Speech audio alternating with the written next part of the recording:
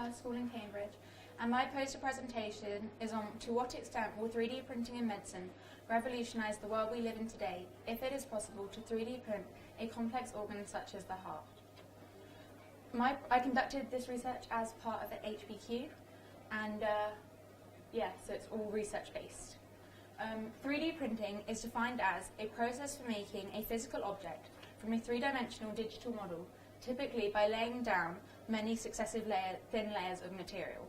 So to actually print an object, the design as well as the material are sent to the printer, and then it builds up the desired object in layers. So this is why it's known as a successive layer process. In normal 3D printing, they use a computer-designed model to print the object, but in medicine, they use MRI and CT scans to make a model that is specific to the individual. Also, 3D printing in medicine is slightly different because you need three main components: cells, hydrogel, and a printer. The cells you use are normally contained in a bioink, which is used instead of the material, and it contains cells that are needed to create tissues. These cells are sourced in several different ways, including stem cells, and then they're cultured and allowed to multiply and grow until there are enough for a whole cartridge of bioink. The hydrogel that is used is a water-based synthetic matrix, which is a scaffold for printing the layers of cells, and it does not actually play any part in the final model or organ, hopefully, that you can make. The printer that you use can be seen here. So you either use this printer, which is Organovo's NovoGen MMX, or a modified inkjet printer. And this is the world's first commercial 3D bioprinter. And it has two robotic printer heads, one that will contain the cells and the other the hydrogel.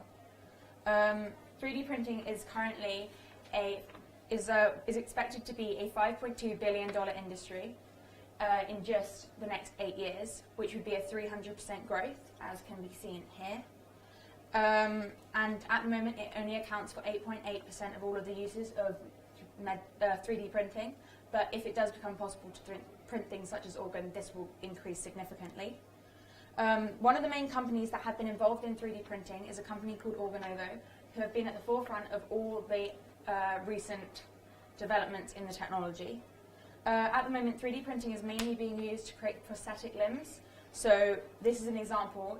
This is a little girl who's age 5, and she was born without a fully formed left hand. But due to the advances in 3D printing, she now has a 3D printed left hand. You've also got examples of Dr. Anthony Atala, who did a TED talk where which was described as the most radical application of 3D printing so far conceived, because he brought out a kidney that he had printed earlier.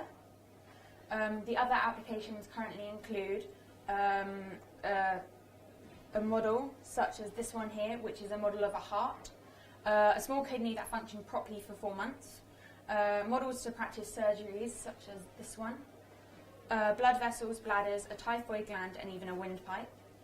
The main goal for the use of 3D printing in medicine is to be able to use printed tissues to make organs, which can then be used in transplantation. Other possibilities include the use of the technology in cosmetic surgery and drug development. Before we can actually 3D print an organ, there are several issues that need to be solved. One of the issues is that at the moment, we do not understand the organ tissue to enough extent, so we cannot print it so that it functions in the right way or at all. Another problem is that we don't know how to keep the tissue alive after it's been manufactured. There are problems with oxygen supply and nutrition. There's also ethical issues.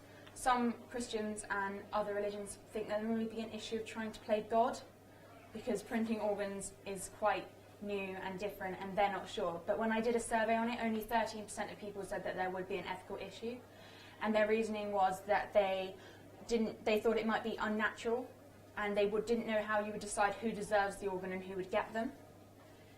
In my opinion, the world we live in today would be completely revolutionised if it was possible to 3D print complex organs. The use of 3D printing in medicine offers us a great solution to an ever-growing problem. The number of donors has decreased worldwide, while the number of people needing a transplant has doubled. At the moment in the UK, around 10,000 people are waiting for a transplant, and of these, 3 a day will die waiting. I think that this technology could help save the lives of the people who die waiting for an organ. Dr. John Giebel, who is Vice Chair and director of the surgical research at the Yale School of Medicine, shares this opinion, and he said that the field may provide a unique and new opportunity where we can 3D print organs that can supplement the shortage of organs out there worldwide.